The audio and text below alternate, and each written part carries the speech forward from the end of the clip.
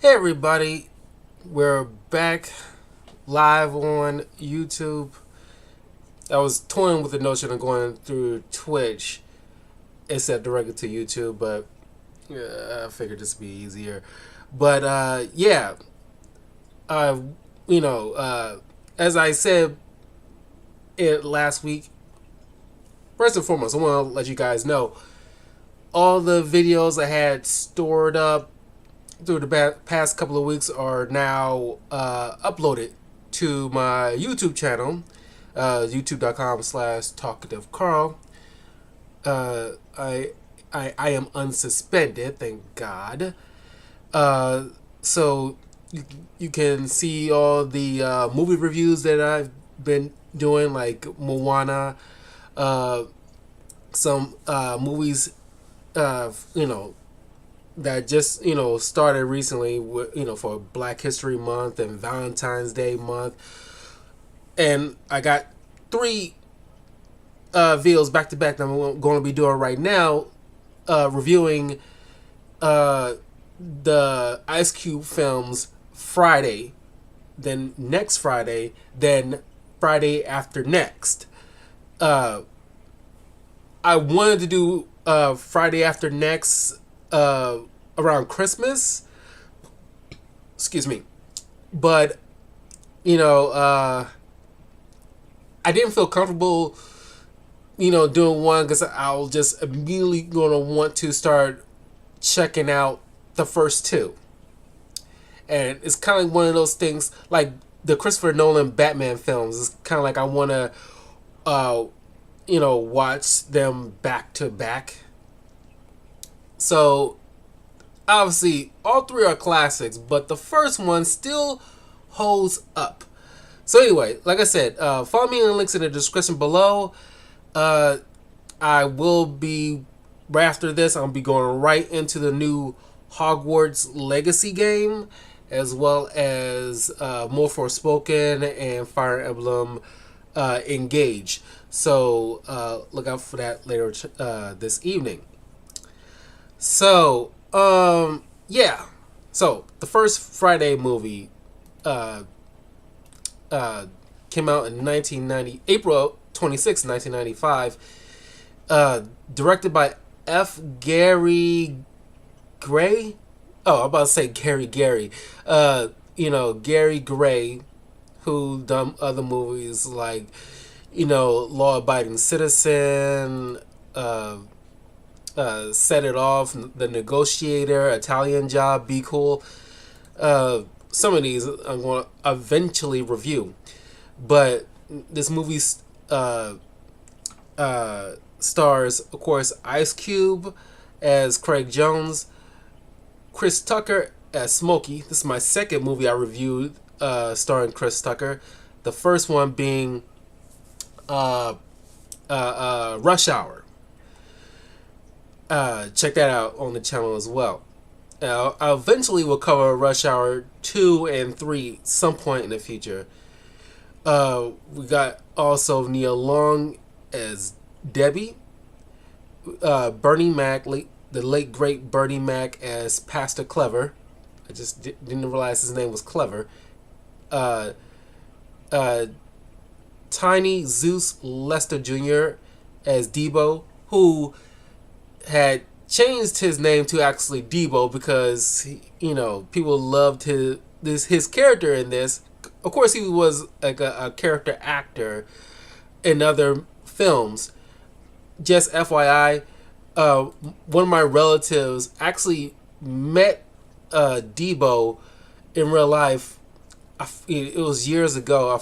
I don't even know where she met him at. She be meeting these celebrities at random spots. I don't even know how she be doing it like that, because she met Reverend Jesse Jackson a long time ago while she was getting coffee one time. I couldn't believe it. Like, how did you do that? You just happened upon these people. Don't understand.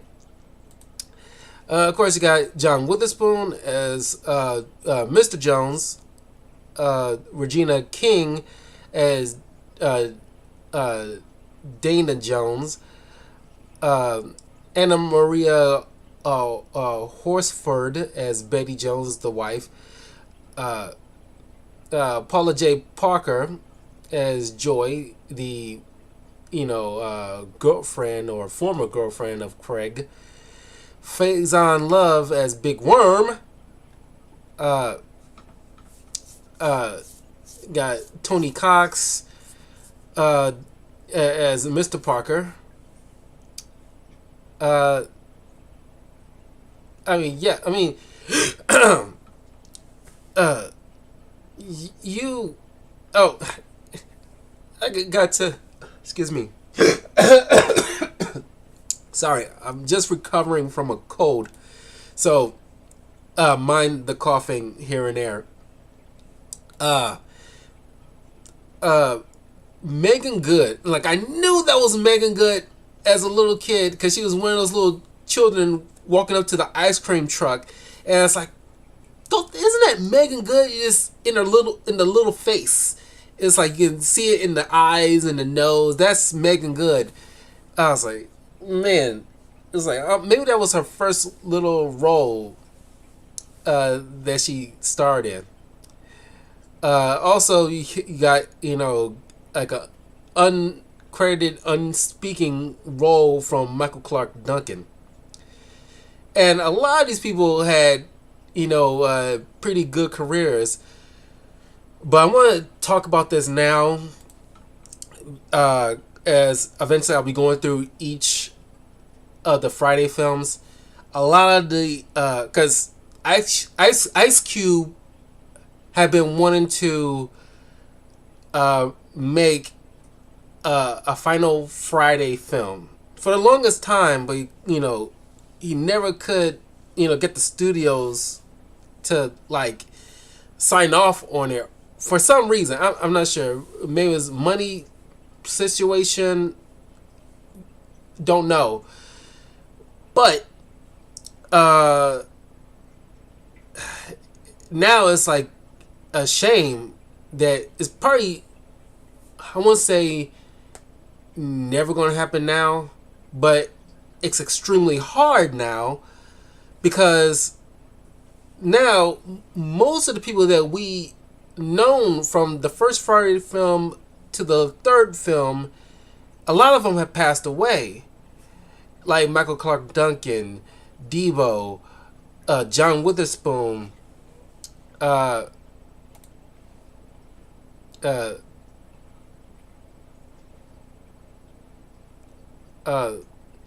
I'm pretty sure. Yeah, there's a one of the best friends of Day Day in Next Friday. One of the best friends. He passed away. Not too long after the second film.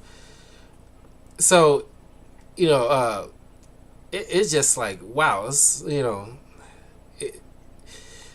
man, it just felt like it is like a gut punch just to like.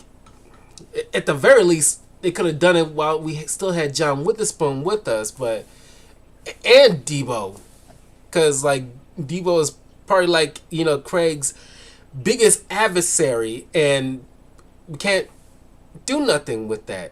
I mean, we can still probably do something with Terry Crews as a pseudo replacement, but it just feels hollow in a sense, But anyway, I thought I'd bring that up now, while we're on the subject.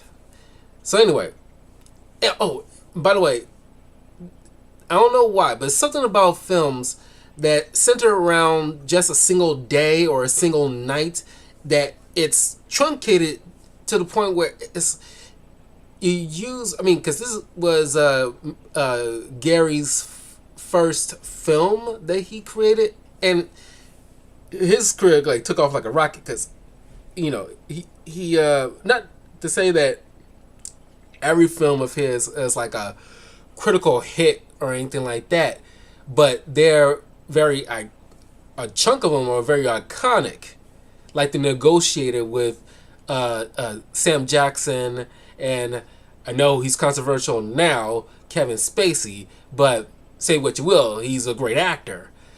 Uh, but yeah, uh, this he knocked out of the park with this film. And it's like just truncated. He just used what he need enough to make this a most iconic film in the '90s. Even to this day, there's the references. How many times how you got knocked the blank out, man.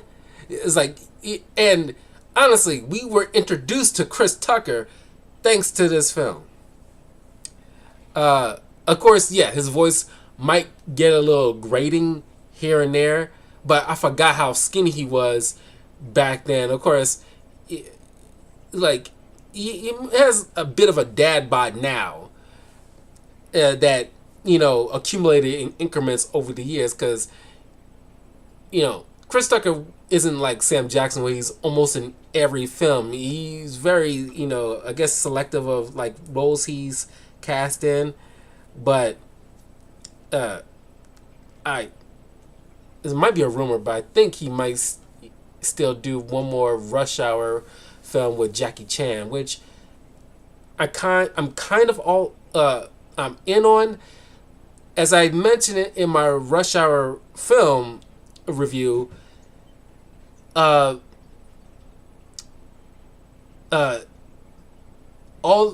three films, well, the sequel and the third film were just so focused on Jackie Chan's character that it would have been more interesting, because we only got a tidbit in the first film about Chris Tucker's character's familial past, but it was never really explored on, which you could have done, because the second film was more so on Jackie Chan's character with his cop father and the sins of his past, and the third film should have been centered around Chris Tucker's character and something to do with his father, but it was just once again another Jackie Chan centered kind of story, and Chris Tucker was just along for the ride. And if they're going to do a fourth Rush Hour film, they need to focus on Chris Tucker's character, James Carter. Yeah, that was I was struggling with the character's name. They need to focus on James Carter's background and make that the focus, because we really explore enough with Jackie Chan's character. Anyway, I'm going off tangent here, but anyway, just a centered story. Just Gary used just what he needed for this focus, tight knit kind of roughly tight knit story centered around just a day in South Central Los Angeles with Craig and Smokey, and I forgot how beautiful. I mean, forgot, but Nia Long is like gorgeous. She is gorgeous. She's always been gorgeous, and she just aged like fine wine. Kind of like Catherine Zeta-Jones. It's like certain people just age so beautifully, but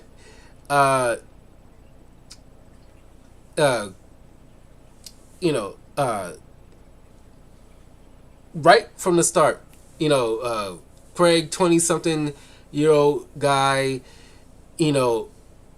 turns out he got fired on his day off, which, they say like they got him on camera stealing boxes and what have you.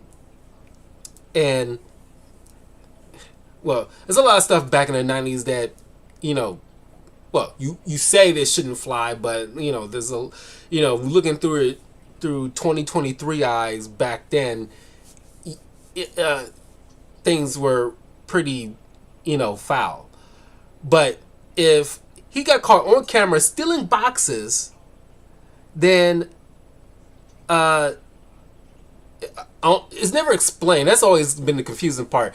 It's never explained why he was stealing boxes. Because let's say, for argument's sake, that he was stealing boxes. Were there contents in the boxes? Because if there weren't anything inside, they were empty, then by and large, they're essentially garbage.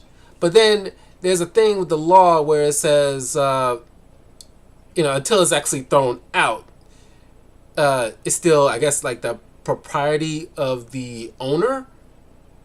But, because once it's thrown out in a trash can, it's not like, it's free to, if somebody grabbed it, it's like finders keepers rules. But, but it just said, because the dialogue says, caught stealing boxes. And they're just boxes.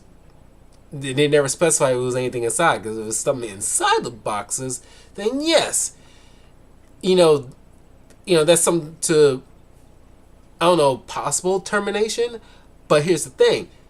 Because at my job, you got like these, certain policies. It's usually like a 3-strike kind of situation, depending on the situation, how extreme the situation is. But they didn't even bring him in question. They just, apparently they, just called in and, say like, after he already got his like, latest paycheck, they kind of terminated his employment. And it's like, you didn't bring the guy in to HR and show him the video clip and ask him like, can you explain this? Why'd you did this? What? That's why, like, I call Cap. It's an old movie, so I can't really. You're dissecting things, But I'm just saying, like, it's, not only firing on your day off is kind of idiotic, but you didn't bring him in for questioning so he can explain himself. That's just like, it's ridiculous. You know what I mean? But anyway, now his father is trying to, get him set up, give him an application, because his father's a dog catcher. I'm not even sure if there's even, I'm pretty sure there's still dog catchers around. I think it's just more so they kind of evolve into animal control as, as in One Piece. But, his father trying to give him an application, just so he can get a job, because under his roof he got 2 options: either you're going to school or you get a job, which fair enough. But then, because later on Smokey brings up that about some kind of health, smoothie or health store, something like that. It seems like they're hiring, and it's like, every once in a while, Smokey has, some, some smart suggestions, and it's like, yeah, like, because if it was me, I'd be immediately, going out there, and because like, I don't know what job Craig was working at the time, but I think like working at some kind of health spa is like very, like a simple thing, easy money. And I don't know why. Of course, yeah, you probably just want to take the day. And of course, we didn't take any kind of importance on maybe like a mental health kind of situation like we do now in the past few years. But we're looking at it right through that lens, we can understand like, yeah, maybe Craig should take the Friday and just just settle, just for a minute, just to recalibrate a bit, and then that following Saturday go out there, fill out an application so he can just have like a brand new job right away. But anyway, they're chilling out at the place, and you get to meet all these various characters, and like Stanley, who's kind of like this huge dork. This is like it's like Carlton Banks from Fresh Prince of Bel Air if he haven't spent time with his cousin to kind of you know mellow him out a bit, like have that coolness rub off on him. That's what Carlton probably will turn into. Uh, uh, he doesn't even bother to like curse, and he wears these kind of knee high socks. It's kind of like I said, he's like a big nerd. Uh, of course, you meet Debo, the kind of like the local bully kind of guy. He's just a big and imposing figure, who people, if you're it's like you gotta hide your stuff from him because he'll just up and take it.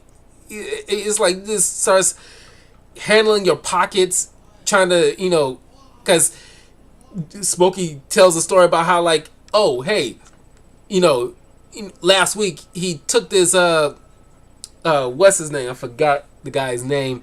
He took his chain that his grandmother gave him, and like his father, it's like, you're a full grown adult. You having your father drive you, trying to like you're dealing with the local school bully or something. He drives him up to like in front of a house where Smokey, Debo, Michael Clark Duncan, and another guy is playing dice, and he try to ask for his chain back, and of course Debo just like just punches him, knocks him to the ground. His dad steps out of the car thinking he's gonna like try to step in, and of course he's like half, dude's like up to here. It's like he's half his own son's size. It's like he wasn't gonna be much help, and of course they both ran away, and so it's like it's funny, but it's not funny. It's like because I remember back in the 90s when I see like moments like I live in Chicago.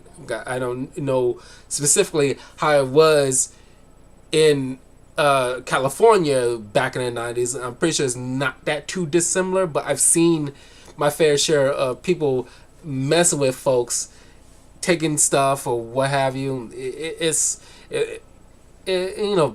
didn't take bullying seriously back then. It wasn't until like when did that anti-bully bullying start? It's like mid 2000s or something like that. I'm pretty sure it's maybe like 09, 2010. Like, let me check something. When did anti-bullying movie? Okay, here we go. Oh, 1999? Really? Oh, I could have sworn that. Oh, I could have sworn that started in like at the mid 2000s, but 1999. Oh, okay. So 4 years after this whole situation, because I think it started, but I think it took a little while to really kick up steam. Maybe like at the very least a year, probably like early 2000s, where it really kicked up steam, where we took that very seriously because I was bullied as a kid, and I don't know, it is traumatic, and so it's like you gotta when the kid comes in and say they're being bullied, you gotta take that very, very seriously, and help them out, because otherwise certain bullies will grow up to be like Debo and just start as like just become delinquents in society. No one wants to deal with a kid like that in society because it's just going to just get worse. Anyway, so Smokey is a small time kind of like you know uh uh uh uh, uh like he sells marijuana to people in small time, and he works for this guy named Big Worm, played by Faizon Love, and he's tasked to sell this stuff and give him like the money, $200 worth. We'll get to that very soon. But he, the whole time, is just playing around. Oh, I won't say playing around, but he's, procrastinating the whole time while he's smoking the stuff and just hanging out with Craig for most of the day instead of just handling his business, despite Craig telling him like, hey, you better get on that because Big Worm don't play. And Smokey just blowing him off like, like, I got this, don't worry about it, you don't have to worry about it. So like I said, you meet various characters like Felicia, and of course you get the iconic line, "Bye, Felicia." As I mentioned in the one of my the '90s Spider-Man reviews, when they introduced finally Felicia Hardy turned into the Black Cat, I mentioned, no, I'm pretty sure it was earlier than that, but either way, I mentioned about the whole "Bye, Felicia." Every time you hear the name Felicia, this movie really cemented certain lines that just in pop culture for the rest of time. So, she's kind of like she's not like a low life, but she ain't got her stuff together. So, uh, uh, you have like I said, like you got Smokey going out to heading out to, he even goes out to the store for his mom to pick up cigarettes and other items at the corner store. And of course the movie's director has a cameo as one of the workers in the store. And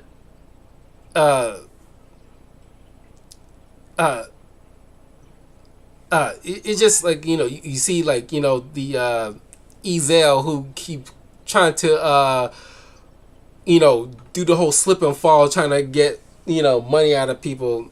It's just hilarious. It just ensemble cast. But the funniest part is where Nia Long's character, Debbie, who's setting up a Smokey with one of her friends, who, of course, we had like home phones, like, well, they dial up, but it's like, cell phones didn't exist.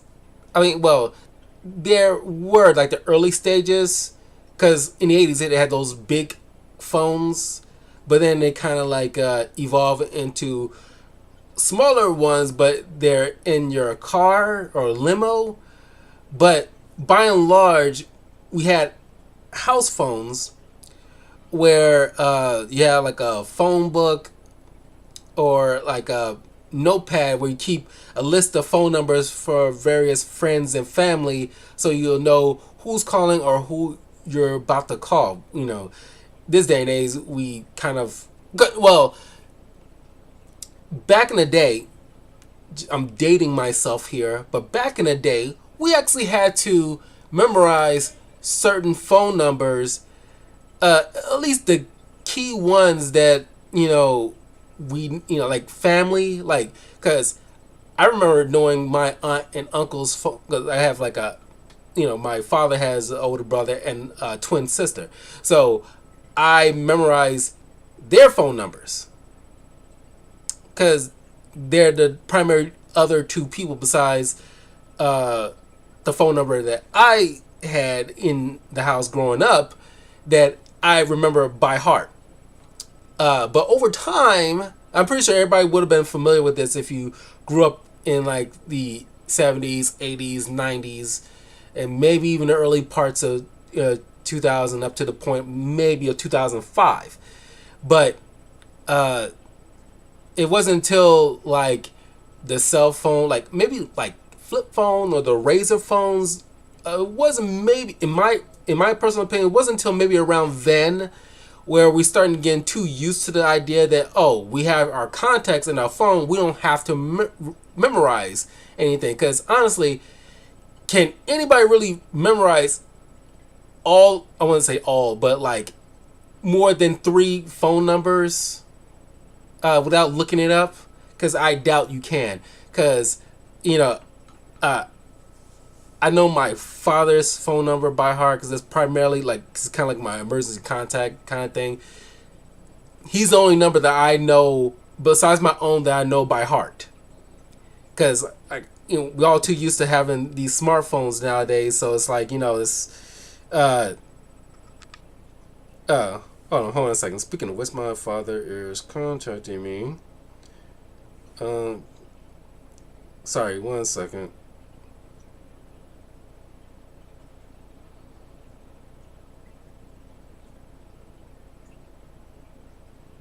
He's out of town right now. He's just checking in.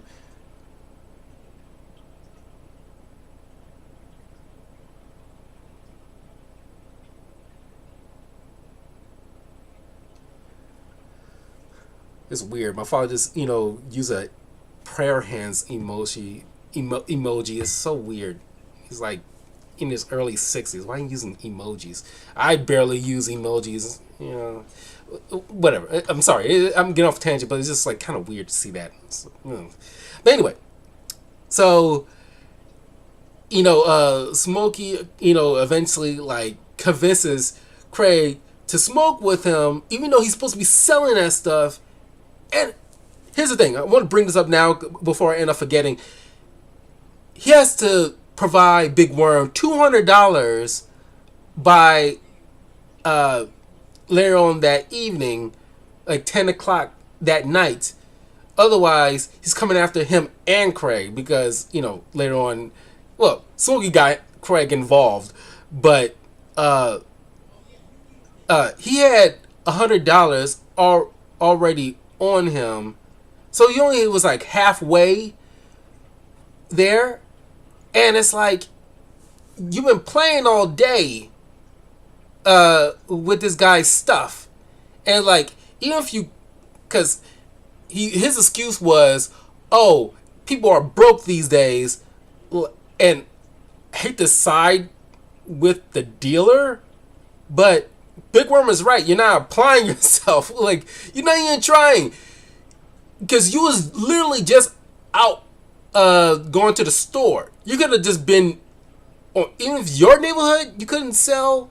You could have, at the very least, while you're going off to the store, done something there and got the other half and been done and out the way. Of course, this is a movie, you gotta have stakes. But it was like, because growing up, I never put that together until like, it wasn't until maybe my mid-20s, mid to late 20s when, somebody pointed that out to me, where it's like, man, he could have gotten all that done from the get-go, but he wasn't applying himself. So, while that's going on, Debbie was trying to hook Smokey up with one of her friends. And of course, I bring up the phone situation because you got catfishing has always been a thing, people. It just kind of evolved. Back then, if you're doing like a blind date situation, because like somebody's trying to hook you up with another person, they describing themselves and like, oh, I look like Janet Jackson. And of course, that's Cap, because she's like a a heavy set woman. You see later on, and that part to this day is the funniest thing. I is my favorite part, and when he goes to talk to Debbie to confront her about this, like, why would you set me up with this woman? Like, she's like overweight, and she has a wig on. It's like, and then Debbie just laughing and like, oh, it's like, I thought you might hit it off. And earlier that day when he asked her, is she pretty? And of course, girls usually never give it to you straight. It's like, because attraction is like, for the most part, the majority of attraction is the physical, the outer part. And of course, some girls like to hit you, oh, she has a nice personality. That's code that she really ain't all that. And it's like, unfortunately, guys, for the most part, I mean, yes, beauty is in the eyes of the beholder. Excuse me. But a guy will want some level of physical attraction. And it's like, well, Smokey probably should have asked for a picture or something, because like that was, Debbie catfished him straight up, and that wasn't fair, what Debbie did to him. But that part was funny. I mean, this is like hilarity after hilarity after hilarity. It was so funny, on the various things. So as the day goes on, things get intense, because now it's nighttime, and now, like, time's pretty much running out. They still don't have the money, even though Craig tried to ask various people for like $200, even though you could just ask for $100, because clearly, like, Smokey had the other half, but so now they got to hide out in the house, because, like, and Craig, he has a weapon in the house. Don't know how he got that at some point, but his father comes in. Of course, John Witherspoon's been funny this whole doggone time, because he is an amazing actor and comedian. We all know him as Craig's dad, but we also know him as Grandpa from the Boondocks, and, like, just plenty of other, like, various character roles that he just been just funny. But of course, this is, he can play the dramatic roles pretty well here, because I love this part, and it speaks to what people nowadays could learn a lesson from this day and age, is that as he sees his son, don't know why he didn't confiscate the weapon from him, but he tells his son, like, me and your mom would never have moved out here if we didn't think you couldn't, like, even walk across the street without something like that. And it's like, really? This 90s California, especially after, I think it was like a few years after the whole Rodney King situation, you really didn't think, like, kids like that would, have situations like this. It's like, really? That was kind of nonsensical.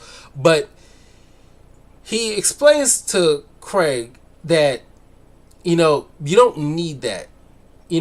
Growing up, all you need is this. You win some, you lose some, but you live to fight another day. And that line always stuck with me, because it's like, people these day and age, it's not even just this day and age. It's been, like a permeating thing for a good chunk of years now, that people are afraid to get an L. They're afraid to lose. They can't handle losing. Sometimes you have to get your butt beat, and it's like it's all right. Sometimes the greatest lessons are the ones you get from when you're losing than from when you're winning. And Craig obviously took that to heart when, after Debo's dudes tried to come after him and Craig after he's trying to walk, him and Smokey after he's trying to walk Smokey home, and the shots ring out, and then after that, a commotion went on between Debbie and Debo in the middle of the street after Debbie sees what's Felicia, her sister, cause one, yeah, it was like, I keep blanking on that. After she confronts Debo, cause apparently he's been like, when he, as she mentioned earlier in the film, when he drinks and smokes, he goes off the handle and abuses her sister. And because, as she points out, because I love Debbie in this, because it's like, when you know how to write strong female characters, and this is done properly, not, what's the word, not trying to fake it, but actually, write in a way that makes sense. She's like, got the confidence to back up, what we see later. And she tells Debo, like, I ain't like one of these people around here. I'm not afraid of you. And of course, Debo, and it's kind of like,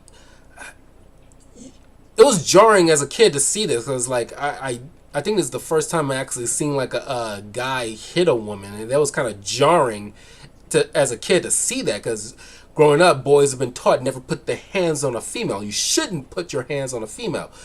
But it was so jarring as a kid to see that, and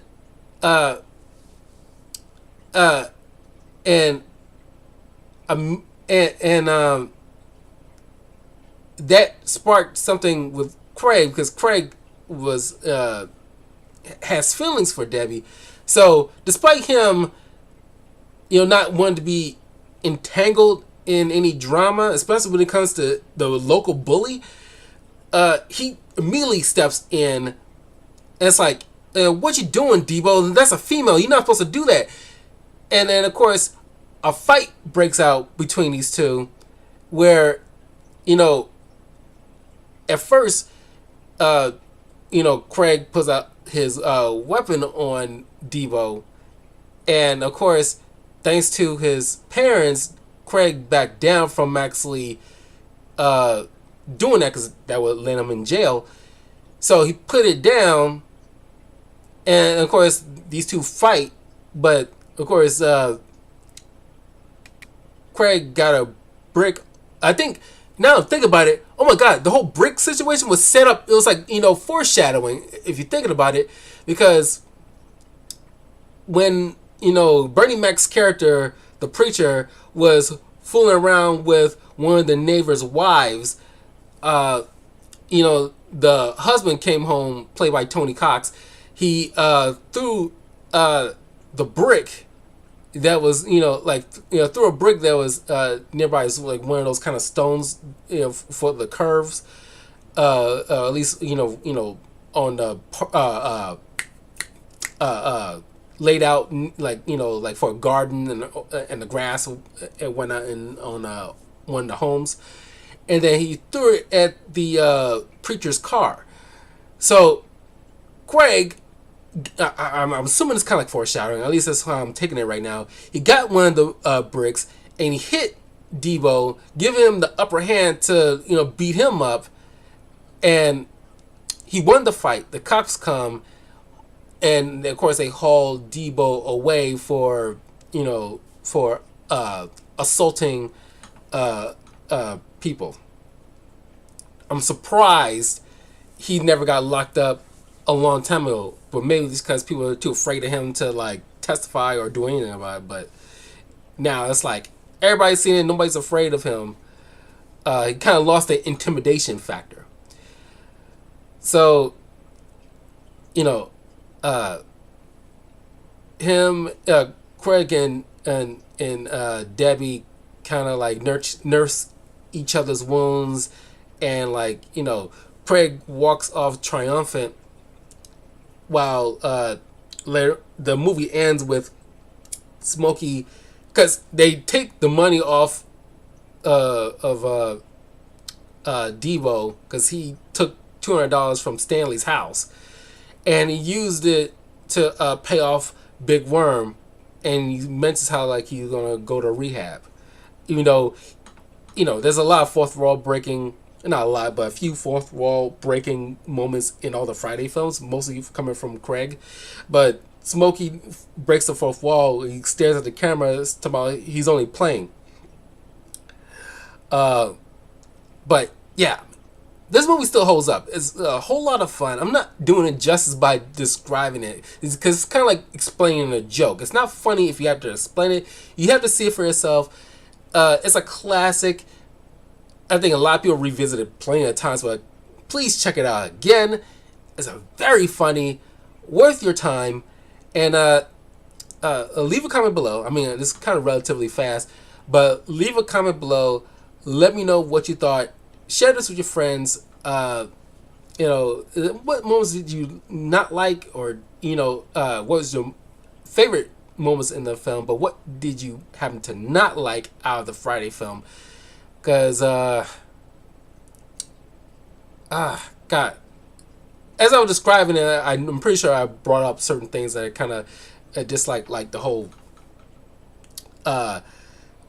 you know, just kind of nitpicking, because, yeah, you should have just gone somewhere else. He got a car. He could have drove somewhere, a different neighborhood, tried to sell what he can just to meet the required money so he can deal with Big Worm, be done with that. And Craig should have just spent like, because while he drove to a different neighborhood, he could have been asking the store clerk for, you know, like a job, or like, you know, somewhere around the neighborhood. And like I said, like, got that out the way. There's a lot of things that could have gotten out the way, but it's kind of like one of those stoner films. It's like, you know, it's supposed to be a fun ride. But you gotta have stakes involved just to hype up the drama. But yeah, I will see you guys in a little bit while I go right into the sequel next Friday. And yeah, we'll have some new rotation of the cast. And the same thing with the third film. So I will see you guys